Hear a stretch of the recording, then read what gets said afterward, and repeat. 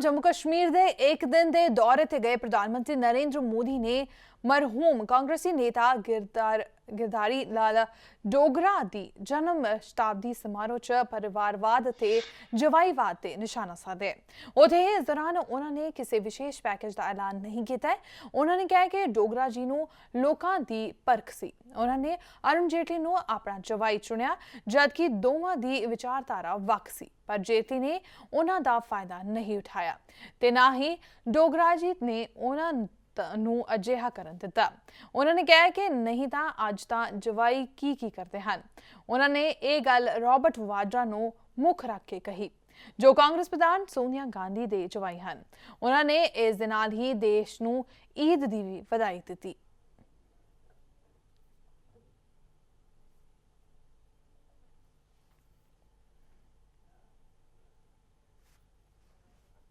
हम मंच पर स्वागत करते हैं मां महिमा। कुछ ही समय में वो भुला दिए जाते हैं, लोग भी भूल जाते हैं, लेकिन कुछ ऐसे अपवाद होते हैं जो अपने कार्यकाल में जो कार्य करते हैं, जिस प्रकार का जीवन जीते हैं, जिसके कारण मृत्यु के कई वर्षों के बाद भी वो जीवित रहते हैं। और मैं मानता हूं कि गिरधारी लाल जी उसमें से एक है। देश में 26 बार बजट देने का सौभाग्य शायद ही 2-4 लोगों को भी मिला नहीं है। 26 बार बजट देने के पीछे की दो बातें साफ होती हैं। एक तो राजनीतिक जीवन में स्वीकृति और स्थिरता, और दूसरी जो दायित्व मिला है उसके प्रति एक्सपर्टाइज एंड समर्पण, तभी जाकर के होता है। अदरवाइज तो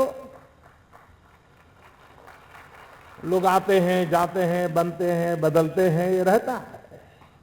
लेकिन मूलभूत बातें जब होती हैं तभी ये संभव होता है। और आज शायद जम्मू कश्मीर में 2 या 3 पीढ़ी ऐसी होगी सार्वजनिक जीवन में जिनको जो गर्व से कहते होंगे कि मुझे गिरधारी लाल जी की उंगली पकड़ करके चलने का सौभाग्य मिला था। मेरे राजनीतिक जीवन को शेप देने का प्रारंभ उन्हीं के हाथों से हुआ था। जैसे अभी गुलाम नबी जी बता रहे थे कि उन्होंने मुझे तैयार किया। मुझे और एक बात भी नजर आती है कि डोगरा साहब को व्यक्तियों की परख बड़ी पक्की होगी, ऐसा मुझे लगता है। जैसे उन्होंने गुलाम नबी जी को युवा मोर्चा का अध्यक्ष बना दिया,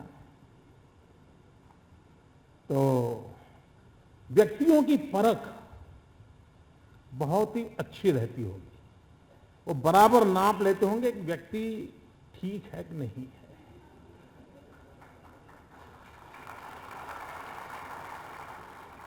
और उसका उदाहरण है उन्होंने जो दामाद चुने हैं।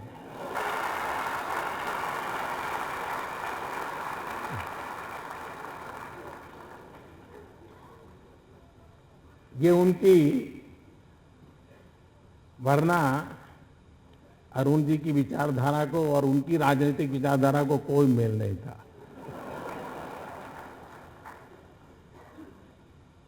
उसके बावजूद भी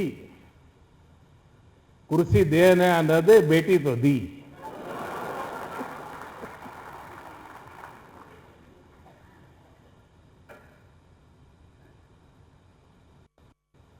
और ये विशेषता है कि दामाद ससुर के कारण नहीं जाने जाते और ससुर दामाद के कारण नहीं जाने जाते।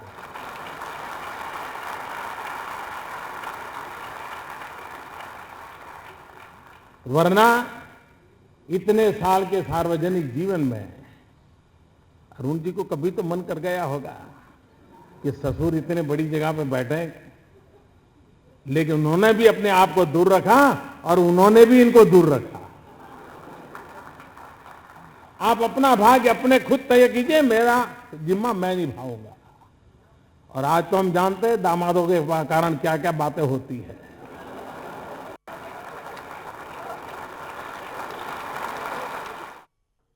ਕੁਝ ਦਿਨ ਪਹਿਲਾਂ ਹੀ ਡੀਜ਼ਲ ਤੇ ਵਧਾਏ ਗਏ ਵੈਟ ਦੇ ਮੁੱਦੇ ਤੇ ਪੰਜਾਬ ਦੇ ਉਪ ਮੁੱਖ ਮੰਤਰੀ ਸੁਖਬੀਰ ਸਿੰਘ ਬਾਦਲ ਦਾ ਬਿਆਨ ਆਇਆ ਹੈ।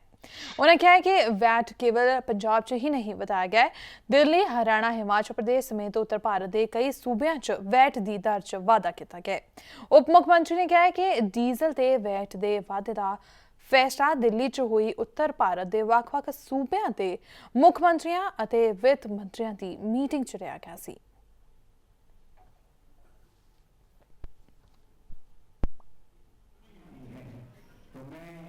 All North India states have jointly taken a decision, which includes Delhi government, Haryana government, UT, Punjab and Himachal, that we will have same rates so that there is movement. And this is a very historic decision with all states coming together, and we are identifying other things also, where we can come up with a common tax rate. So this is initiative taken by that. Punjab विच ना तां बर्बाद हुई फसल का मुआवजा दिता जा रहा है अते ना ही खेतीबाड़ी खेतर वल सरकार का ध्यान है। ये आरोप लगाए हैं कांग्रेसी आगू और विधान सभा विच विरोधी धिर के आगू सुनील जाखड़ ने। वो चंडीगढ़ विखे डे नाइट न्यूज़ नाल गलबात करते हुए ये कहते हुए दिखाई दिते ते इस तो इलावा उन्होंने डीजल उत्ते लगाए गए वैट बारे भी अपना प्रतिक्रम दिता है। हमारे साथ पंजाब कांग्रेस नेता सुनील जाखड़ जी हमारे साथ हैं और कई इशू पर जो है उन्होंने आज बात की हमसे। जाखड़ साहब, आज आपने किसानों के मुद्दों को लेकर इशू उठाया है, मुख्यमंत्री प्रकाश सिंह बादल को चिट्ठी भी लिखी है। कांग्रेस पार्टी का क्या स्टैंड है किसानों को लेकर? देखिए, सबसे पहला जो आज पंजाब के लोगों को मन को व्यथित कर रहा है वो ये है कि बादल साहब खुद किसान होकर क्यों चुप है। प्रधानमंत्री हुसैनीवाला आए, हमारे वित्त मंत्री अरुण जेटली जी अभी कुछ रोज़ 3-4 रोज़ पहले अमृतसर आके गए हैं। मुख्यमंत्री पंजाब सरदार प्रकाश सिंह बादल जी ने एक मंच पे भी किसान की बात नहीं रखी। फरवरी के अंदर जिस तरह से पंजाब के लोगों का बेमौसमी बरसात से नुकसान हुआ था, 2,94,000 हेक्टेयर ज़मीन, करीबन 7.25 लाख एकड़ ज़मीन प्रभावित नुकसान हुआ था, उसका करीबन मुआवजा 2200 करोड़ रुपए के करीब बनता है। आज किसान उसके लिए इंतज़ार कर रहा है। एक फूटी कौड़ी आज तक किसान को नहीं मिली और हमारी अकाली बीजेपी सरकार ने केंद्र सरकार के सामने इसके लिए कोई मुद्दा नहीं उठाया। 100 रुपये की बोनस की चिट्ठी जरूर सीएम साहब ने लिखी है प्रधानमंत्री को, उस चिट्ठी का क्या हुआ, क्या उस पर कार्रवाई हुई है या नहीं हुई, क्या मजबूरियां हैं सरकार की, क्यों नहीं किसान को उसका बनता हक मिल रहा, क्यों आज पंजाब हरियाणा हाई कोर्ट को आदेश देने पड़ रहे हैं कि सूरजमुखी की परचेज सही कीमत पे की जाए, क्यों आज मक्की का किसान परेशान हो रहा है, क्यों आज गन्ने की पेमेंट के लिए, क्यों किसान को अपनी फसल बेचने के लिए मंडियों में धक्के खाने पड़े। सारी बातों का तफसील से वहाँ पे खुलासा हो, सरकार अपनी मजबूरियाँ रखे और एक आम कंसेंसस बनाया जाए, जिसको लेके अगर पंजाब सरकार के बस का मसला नहीं है तो हम केंद्र में जाके एक ऑल पार्टी डेलीगेशन पूरे के पूरे एमएलए साहिबान सभी जाके प्रधानमंत्री से अपनी बात रखें, वित्त मंत्री से अपना पक्ष रखें, परंतु सरकार, पंजाब सरकार इस मसले से भाग रही है। जाखड़ साहब, अब क्या चिट्ठी के जरिए जो है सरकार को जताया गया है, किस तरह की मांग रखी गई है और क्या डिमांड है? हमने स्पेशल एक सेशन की, पंजाब विधानसभा का एक स्पेशल सत्र बुलाया है जो कि सिर्फ और सिर्फ किसानी के मुद्दे को, किसान आज रोज़ आत्महत्या कर रहे हैं। पिछले 2 जुलाई से लेके आज तक 15 दिनों के अंदर 10 किसानों ने आत्महत्या की है, वो तो अखबारों में रिपोर्टेड है। और भी जो किसान who are under duress and under stress, उनकी आज कहीं भी चर्चा नहीं हो रही। इसलिए एक सेशन बुलाया जाए और वहाँ पे इन सारे मसलों को थ्रेड पे डिस्कस किया जाए। इसके अलावा वैट भी जो है बढ़ाया गया है पंजाब हरियाणा में, किस तरह से देखते हैं? चाहे आपने इलेक्ट्रिसिटी की सेस भी जो है बढ़ाया गया, उसको कैसे देखते हैं? इसका डायरेक्ट इम्पैक्ट जो है आम आदमी पे पड़ेगा, किसान पे, और जो छोटा वर्ग है हर एक वर्ग के ऊपर। बिकॉज सरकार अपनी नालायकियों की वजह से जो इतना बड़ा आज कर्जा पंजाब के ऊपर चढ़ा हुआ है, पंजाब का खजाना खाली है, अपना खजाना भरने के लिए पंजाब सरकार आम आदमी के ऊपर बोझ डाल रही है। इस सारी की सारी मिसमैनेजमेंट के लिए अकाली बीजेपी सरकार जिम्मेवार है। जाखड़ साहब, इलेक्शंस भी आने वाले हैं, कांग्रेस की रणनीति अब किस तरह की है? आप हर जगह कांग्रेस का हमारा रण बिल्कुल बच चुका है। हमारी पूरी लीडरशिप पंजाब के हर एक इलाके में निकल रही है। कल 10वीं रैली होने जा रही है मोहाली के अंदर, और जिस तरह से लोगों का रिस्पांस मिल रहा है, चाहे वो जलंधर में हुआ, चाहे गुरदासपुर में था, चाहे खडूर साहब में था, हर एक इलाके के अंदर बहुत ही बड़ा भारी लोगों का आक्रोश देखने को मिल रहा है, जो इस सरकार से अपना पीछा छुड़ाना चाहते हैं। कांग्रेस पार्टी में किस तरह देखते हैं, इंटरनल डिस्प्यूट भी जो है सामने आया है? किसी किस्म का डिस्प्यूट नहीं है। आज कांग्रेस पार्टी यूनाइटेड है। आपने देखा होगा कि जब जलंधर के अंदर मीटिंग हुई, सारी की सारी total leadership of Punjab Congress was there at the stage. Gurdaspur के अंदर जब मीटिंग हुई तो सारी की सारी स्टेज वो लीडरशिप जो थी वहाँ स्टेज के ऊपर थी। इसी तरह तरनतारन में जो मीटिंग हुई, और यही आप जो मोहाली में देखेंगे, पूरी लीडरशिप इकट्ठी आज। लीडरशिप को लेकर किस तरह का भी कोई ये लीडरशिप का जो मसला है, सेंट्रल हमारी पार्टी हाईकमांड का प्रेरोगेटिव है। उन्होंने जो फैसला कब करना है, कैसे करना है, ये उनके ऊपर निर्भर है। तो बिल्कुल साफ तौर पे यहाँ पर सुनील जाखड़ का कहना है कि रणनीति जो है कांग्रेस तैयार कर रही है और जल्द ही जो है चिट्ठी के माध्यम से आगे की रणनीति जो है तैयार की जाएगी। चंडीगढ़ से कैमरामैन पंकज शर्मा के साथ मनोज राठी, DN न्यूज़।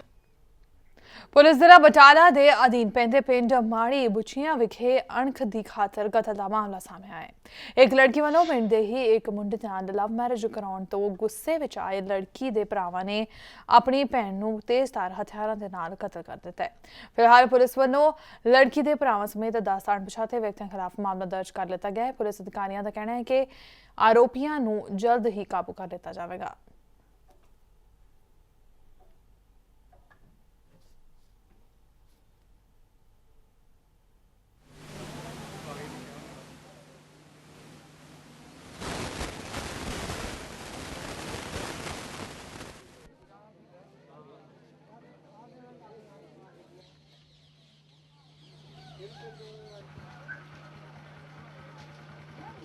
ਤੇ ਭਾਬੀ ਦੇ ਮੰਮੀ ਘਰ ਸੀ ਤੇ ਉਹ ਇਕੱਲੇ ਅੰਦਰ ਟੀਵੀ ਵੇਖਣ ਦੇ ਤੇ ਉਹਨਾਂ ਦੇ ਬ੍ਰਦਰ ਆਏ ਤੇ ਨਾਲ ਮੁੰਡੇ ਸੀ ਬਾਹਰੋਂ ਤੇ ਉਹ ਆਣ ਕੇ 10 ਰਾਣਾ ਮਾਰ ਕੇ ਚਲੇ ਗਏ। ਸਾਨੂੰ ਪਤਾ ਨਹੀਂ ਲੱਗਾ ਕਿਉਂ ਹੋਇਆ ਇਹ ਸਾਰਾ ਵਾਰ। ਸਾਡੀ ਕੋਰਟ ਮੈਰਿਜ ਸੀ, ਆਪਾਂ 1.5 ਸਾਲ ਪਹਿਲਾਂ ਕੋਰਟ ਮੈਰਿਜ ਕਰਾਈ ਸੀ। ਸਾਡੀ ਗੁੜੀਆ 1.5 ਮਹੀਨੇ ਦੀ ਤੇ ਪਿੰਡ 'ਚ ਰਹਿਣ ਦੇ ਕਰਕੇ ਤਾਂ ਕਰਕੇ ਉਹਨਾਂ ਨੇ ਆਨਾ ਕਿ ਕੰਮ ਕੀਤਾ ਤੇ ਪੁਲਿਸ ਕੋਲ ਸਿਕਿਉਰਿਟੀ ਮੰਗੀ ਸੀ, ਪਰ ਸਾਨੂੰ ਸਿਕਿਉਰਿਟੀ ਨਹੀਂ ਦਿੱਤੀ ਉਹਨਾਂ ਨੇ। ਤੇ 'ਚ ਮੈਂ ਕੁੜੀ ਉਹਦੀ ਲੈ ਕੇ ਲੰਮੇ ਪਈ ਸੀ ਤੇ ਭਰਾ ਉਹਦਾ ਪਿੰਕਾ ਤੇ ਜੀਣਾ ਤੇ ਬਾਰੀ ਵਿੱਚੋਂ ਦੀ ਵੇਖਿਆ ਦਾ ਨਰਗਸਿਆ ਫੜ ਕੇ ਉਹਨਾਂ ਥੱਲੇ ਸੁੱਟ ਲਈ, ਥੱਲੇ ਸੁੱਟ ਕੇ ਦਾਤਰ ਮਾਰਨੇ ਸ਼ੁਰੂ ਕਰ ਦਿੱਤੇ। ਕਹਿੰਦੇ ਮੁਕਾ ਕੇ ਜਾਣਾ, ਜੀਂਦੀ ਨਹੀਂ ਛੱਡ ਕੇ ਜਾਣਾ। ਦਾਤਰ ਮਾਰ ਹੀ ਗਏ ਦਾਤਰ।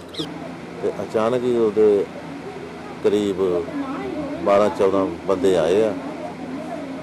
ਇੱਕ ਇੰਡੀਕਾ ਕਾਰ ਸੀਗੀ, ਨਾਲ 5-6 ਮੋਟਰਸਾਈਕਲਾਂ ਤੇ ਸਵਾਰ ਹੋ ਕੇ ਤੇਜ਼ ਧਾਰਾਂ ਨਾਲ ਹਥਿਆਰਾਂ ਨਾਲ ਲੈਸ ਹੋ ਕੇ ਆਏ ਆ, ਜਿਨ੍ਹਾਂ ਨੇ ਆਉਂਦਿਆਂ ਹੀ ਲੜਕੀ ਜੋ ਟੀਵੀ ਵੇਖ ਰਹੀ ਸੀ ਬੈਠਕ 'ਚ ਬੈਠ ਕੇ ਉਹਨੂੰ ਵਾਲਾਂ ਤੋਂ ਫੜ ਕੇ ਸਿਰ ਦੇ ਉੱਤੇ ਵਾਰ ਤੇਜ਼ ਧਾਰ ਨਾਲ ਕੀਤੇ ਆ ਤੇ ਜਿਹਦੀ ਮੌਕੇ 'ਤੇ ਮੌਤ ਹੋ ਗਈ ਆ। ਤੇ ਦੋਸ਼ੀ ਜਿਹੜੇ ਸਾਰੇ ਮੁੰਡੇ ਨੂੰ ਲੱਭਦੇ ਰਹੇ, ਲੇਕਿਨ ਉਹ ਬਾਹਰ ਹੋਣ ਕਰਕੇ ਨਹੀਂ ਲੱਭਾ ਤੇ ਭੱਜਣ 'ਚ ਕਾਮਯਾਬ ਹੋ ਗਿਆ, ਜਿਹਨਾਂ ਨੇ ਪੁਲਿਸ ਪਰਚਾ ਦਰਜ ਕਰਕੇ ਤਫਤੀਸ਼ ਕੀਤੀ ਜਾ ਰਹੀ ਹੈ। ਉਧਰ ਚੰਡੀਗੜ੍ਹ ਦੇ DAV ਕਾਲਜ ਸੈਕਟਰ 10 ਵਿਖੇ ਵਿਦਿਆਰਥੀ ਯੂਨੀਅਨਾਂ ਦੇ 2 ਧੜਿਆਂ ਵਿਚਕਾਰ ਹੋਈ ਖੂਨੀ ਝੜਪ ਦੀ CCTV ਵੀਡੀਓ ਸਾਹਮਣੇ ਆਈ ਹੈ। ਇਸ ਝਗੜੇ ਦੌਰਾਨ ਇੱਕ ਵਿਦਿਆਰਥੀ ਨੇਤਾ ਸਚਿਨ ਨਹਿਰਾ ਗੰਭੀਰ ਜ਼ਖਮੀ ਹੋਇਆ ਹੈ। ਪੁਲਿਸ ਨੇ ਇਸ ਮਾਮਲੇ ਦੇ ਵਿੱਚ ਕਈ ਵਿਦਿਆਰਥੀ ਨੇਤਾਵਾਂ ਵਿਰੁੱਧ ਇਰਾਦਾ ਕਤਲ ਦਾ ਕੇਸ ਦਰਜ ਕਰਕੇ ਇੱਕ ਆਗੂ ਪ੍ਰਦੀਪ ਨੂੰ ਗ੍ਰਿਫਤਾਰ ਕਰ ਲਿਆ ਹੈ। ਪਤਾ ਲੱਗਾ ਹੈ ਕਿ ਇੰਡੀਅਨ ਨੈਸ਼ਨਲ ਸਟੂਡੈਂਟਸ ਆਰਗੇਨਾਈਜੇਸ਼ਨ ਦੇ ਨਾਲ ਸੰਬੰਧਿਤ 6 ਨੌਜਵਾਨ 2 ਗੱਡੀਆਂ ਵਿੱਚ ਕਾਲਜ ਆਏ ਸਨ। ਇਸ ਦੌਰਾਨ ਉਹਨਾਂ ਦੀ ਪੁਰਾਣੀ ਰੰਜਿਸ਼ ਕਾਰਨ ਹਿੰਦੁਸਤਾਨ ਸਟੂਡੈਂਟਸ ਐਸੋਸੀਏਸ਼ਨ ਦੇ ਆਗੂ ਸਚਿਨ ਨਹਿਰਾ ਅਤੇ ਹਰਜੀਤ ਮਾਨ ਨਾਲ ਝਗੜਾ ਹੋ ਗਿਆ। ਇਸ ਦੌਰਾਨ ਦੋਵਾਂ ਧਿਰਾਂ ਤੇ ਸੱਟਾਂ ਲੱਗੀਆਂ ਹਨ।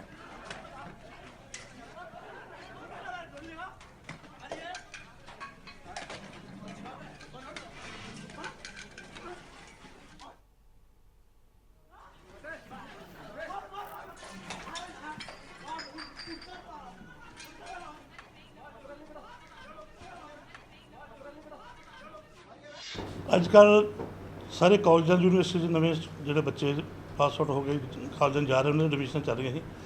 ਇਹ INSOR HSA ਵਾਲੇ ਜਿਹੜੇ ਹਰ ਬੱਚੇ ਨੂੰ ਆਪਣੇ ਨਾਲ ਜੋੜਨ ਦੀ ਕੋਸ਼ਿਸ਼ ਕਰ ਰਹੇ ਕਈ ਦਿਨ ਤੋਂ, ਕਿਉਂਕਿ ਅੱਗੇ ਇਹਨਾਂ ਦੀ ਇਲੈਕਸ਼ਨ ਆਉਣ ਵਾਲੀਆਂ ਨੇ। ਇਹਨਾਂ ਦਾ ਕੁਝ ਦਿਨ ਪਹਿਲਾਂ ਆਪਸ 'ਚ ਮਾਮੂਲੀ ਤਕਰਾਰ ਹੋਇਆ ਸੀ ਕਾਲਜ ਦੇ ਅੰਦਰ, ਔਰ ਇਹਨਾਂ ਨੇ ਫਿਰ ਆਪਣੇ ਜਿਹੜੇ ਸੀਨੀਅਰ ਸੀ ਪੁਰਾਣੇ, ਉਹ ਜਿਹੜੇ ਸਟੂਡੈਂਟ ਪਹਿਲਾਂ ਪਾਸ ਆਊਟ ਕਰ ਚੁੱਕੇ ਨੇ, ਇਹਨਾਂ ਨੇ ਉਹਨਾਂ ਨਾਲ ਗੱਲ ਕੀਤੀ। ਔਰ ਕੱਲ੍ਹ ਉਹ ਦੋਵੇਂ ਪਾਰਟੀਆਂ ਦੇ ਜਿਹੜੇ ਆਊਟਸਾਈਡਰ ਫੀਲਡ ਲੜਕੇ ਪਹਿਲਾਂ ਪਾਸ ਆਊਟ ਕਰਕੇ ਉੱਥੇ ਕਾਲਜ ਇਕੱਠੇ ਆਏ ਸੀਗੇ, ਉੱਥੇ ਇਹਨਾਂ ਦੀ ਫਿਰ ਉਸੇ ਗੱਲ ਨੂੰ ਲੈ ਕੇ ਤੂੰ ਮੈਂ ਹੋ ਗਈ, ਜਿੱਥੋਂ ਹੱਥਾਪਾਈ ਤੱਕ ਚਲੇਗੀ। ਉਹ 'ਚ ਜਿਹੜਾ ਫਿਰ HSA ਵਾਲੇ ਲੜਕੇ ਦੇ ਸਚਿਨ ਨਹਿਰੇ ਦੇ ਜਿਹੜਾ INSOR ਵਾਲਾ ਲੜਕਾ ਸੀਗਾ ਪ੍ਰਦੀਪ, ਉਹਨੇ ਇੱਕ ਦੋ ਛੁਰਾ ਮਾਰਿਆ ਕਿ ਜੋ ਸਜੀ ਬੰਦ ਲੱਗਿਆ, और दूसरा दे छाती के राइट साइड लग्या जो सो इलाज वास्ते पीजी दाखिल है।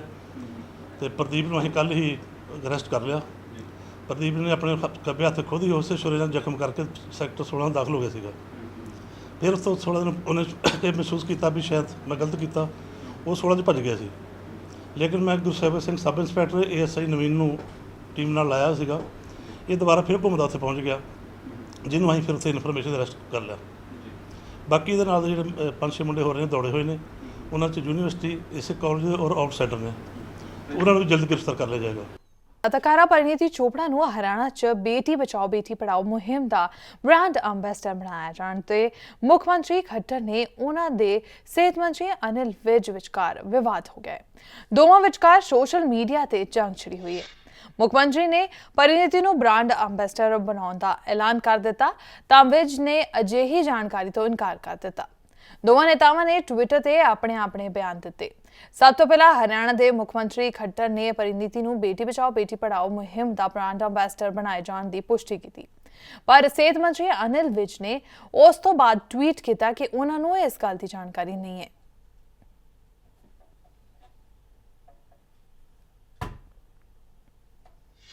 मैंने सोशल मीडिया पर देखा कि कोई छाप रहा था कि किसी एक्ट्रेस को उसमें ब्रांड एम्बेसडर बनाया गया है, और मुझसे काफ़ी चैनल वालों ने फ़ोन कर जानकारी भी मांगी कि भाई इसको किस शर्त पर बनाया गया है, क्या इसको दिया जाएगा।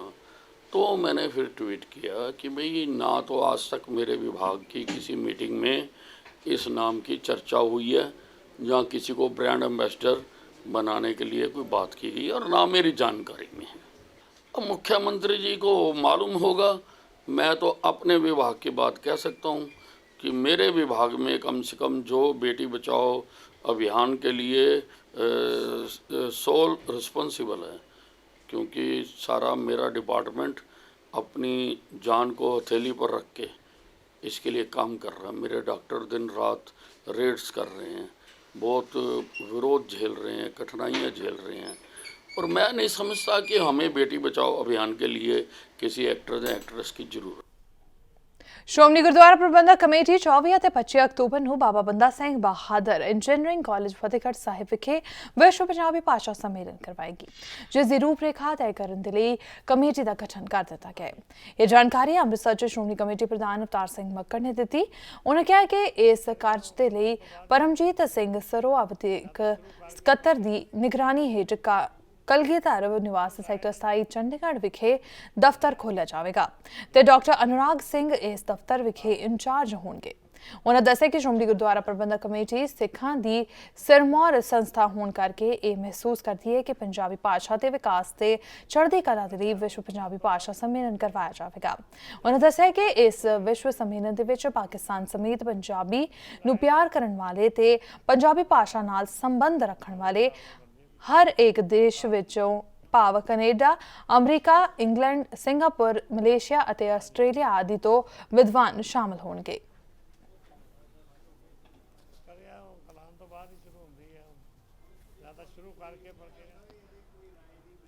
ਪੰਜਾਬੀ ਭਾਸ਼ਾ ਸੰਮੇਲਨ ਪਹਿਲੀ ਵਾਰੀ ਸ਼੍ਰੋਮਣੀ ਕਮੇਟੀ ਦੇ ਇਤਿਹਾਸ ਵਿੱਚ ਸ਼੍ਰੋਮਣੀ ਗੁਰਦੁਆਰਾ ਪ੍ਰਬੰਧਕ ਕਮੇਟੀ ਇਸ ਭਾਸ਼ਾ ਦੇ ਵਿਕਾਸ ਲਈ, ਇਹਦੀ ਪ੍ਰਫੁੱਲਤਾ ਲਈ ਸ਼੍ਰੋਮਣੀ ਗੁਰਦੁਆਰਾ ਪ੍ਰਬੰਧਕ ਕਮੇਟੀ 24 ਤੇ 25 ਅਕਤੂਬਰ ਨੂੰ ਫਤਿਹਗੜ੍ਹ ਸਾਹਿਬ ਵਿਖੇ ਕਰਾਉਣ ਦਾ ਫੈਸਲਾ ਕੀਤਾ, ਔਰ ਇਹਦੇ ਵਿੱਚ ਇੱਕ ਕਮੇਟੀ ਬਣਾ ਦਿੱਤੀ ਗਈ ਹੈ। ਦੇਖੋ, ਪਾਕਿਸਤਾਨ 'ਚੋਂ ਆਉਣਗੇ, ਯੂਰਪੀਅਨ ਕੰਟਰੀਜ਼ ਕੈਨੇਡਾ 'ਚੋਂ ਵੀ ਆਉਣਗੇ, ਇੰਗਲੈਂਡ 'ਚੋਂ ਵੀ ਆ ਸਕਦੇ ਨੇ, ਅਮਰੀਕਾ 'ਚੋਂ ਵੀ ਆ ਸਕਦੇ ਨੇ, ਔਰ ਇਹਦੇ 6 ਸੈਸ਼ਨ ਹੋਣਗੇ। ਇੱਕ ਹੋਏਗਾ ਓਪਨਿੰਗ ਸੈਸ਼ਨ, ਇੱਕ ਹੋਏਗਾ ਸਮਾਪਤੀ ਸੈਸ਼ਨ। ਜਿਹੜਾ ਓਪਨਿੰਗ ਉਦਘਾਟਨੀ ਸੈਸ਼ਨ ਹੋਏਗਾ ਅਤੇ ਸਮਾਪਤੀ ਸੈਸ਼ਨ ਹੋਏਗਾ। ਇਸ ਤੋਂ ਇਲਾਵਾ 4 ਸੈਸ਼ਨ ਹੋਣਗੇ, ਜਿਹਦੇ ਵਿੱਚ 2-3 ਸੈਸ਼ਨ ਜਿਹੜੇ ਨੇ ਉਹ ਭਾਸ਼ਾ ਨਾਲ ਸੰਬੰਧਿਤ ਹੋਣਗੇ।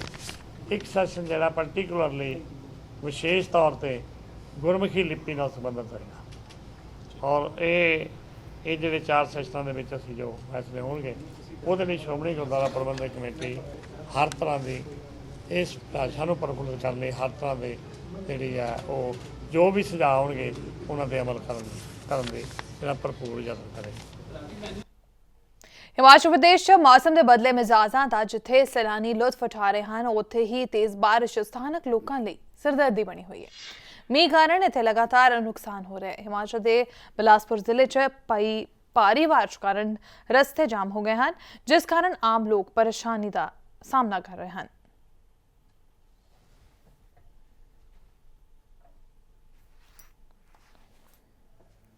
ऊपर से एक धड़ाम धड़ाम की आवाज़ आई, उससे हम डरे, हम कपकपा उठे। ऊपर से छत गिरी, वो हमारी बच्ची के पाँव के पास गिरी। बाल ऊपर वाले ने हमारी बच्ची को बचा लिया। नाजायज़ तरीके से डंगा दिया गया और उसकी हमने कंप्लेंट भी की थी, जिसके कोई कार्रवाई नहीं हुई थी। डीसी महोदया के पास गए थे और उनको ये ज्ञापन गिर गया डंगा, तो काफ़ी बड़ा नुकसान होने से बच गया, मगर हमारी मस्जिद को बहुत ज़्यादा नुकसान हो गया है, जिसके चलते अंदर सारा पानी हो गया है।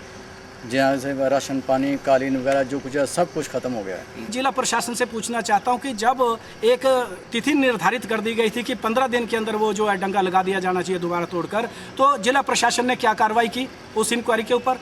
उसके बाद नगर परिषद ने क्या देखा? उसके बाद उस ठेकेदार ने क्यों डंगा 15 दिन के बाद नहीं लगवाया? और अगर आज बहुत बड़ा हादसा हो जाता तो क्या होता? लाखों रुपए का जो है मस्जिद का नुकसान हुआ है। तीनों विभागों के खिलाफ कार्रवाई करेंगे और FIR दर्ज करेंगे और उसके बाद न्यायिक लड़ाई लड़ेंगे। तो उधर पिछले कुछ दिनों तो लगातार पै रही बारिश कारण भाखड़ा डैम 'ਚ ਵੀ ਪਾਣੀ ਦਾ ਪੱਧਰ ਵਧਣਾ ਸ਼ੁਰੂ ਹੋ ਗਿਆ। ਭਾਖੜਾ ਬਿਆਸ ਮੈਨੇਜਮੈਂਟ ਬੋਰਡ ਦੇ ਚੇਅਰਮੈਨ AB ਅਗਰਵਾਲ ਮੁਤਾਬਕ ਪਿਛਲੇ ਸਾਲ ਦੇ ਮੁਕਾਬਲੇ ਇਸ ਵਾਰ ਭਾਖੜਾ 'ਚ 4 ਫੁੱਟ ਜ਼ਿਆਦਾ ਪਾਣੀ ਹੈ। ਪਿਛਲੇ ਸਾਲ ਇਹਨਾਂ ਦਿਨਾਂ 'ਚ ਭਾਖੜਾ 'ਚ ਪਾਣੀ ਦਾ ਲੈਵਲ 1600 ਫੁੱਟ ਸੀ, ਜਦਕਿ ਇਸ ਵਾਰ ਇਹ ਪੱਧਰ 1624 ਹੋ ਗਿਆ। उन्होंने दस्सिया कि भाखड़ा डैम 'ਚ 1680 फुट तक पानी रोकण दी समर्थ है। इस तो उपर पानी नूं किसी हालत 'ਚ नहीं रोकया जा सकता।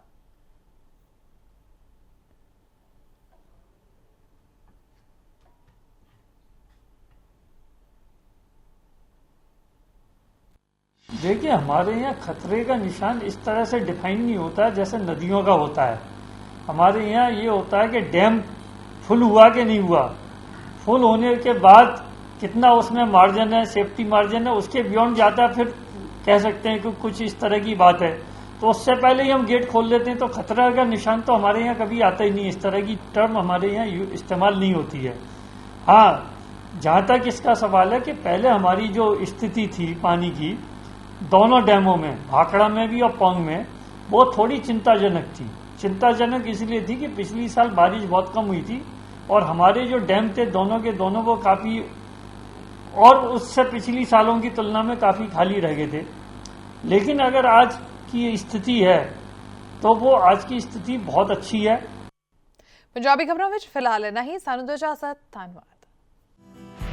खबरां दी दुनिया विच आओ, साडे नाल कदे भी किते भी जुड़ो। आपां मिलांगे फेसबुक ते, असीं दिखांगे YouTube ते, सानू फॉलो करो ट्विटर ते। खबरां नाल जुड़े रहो दिन रात।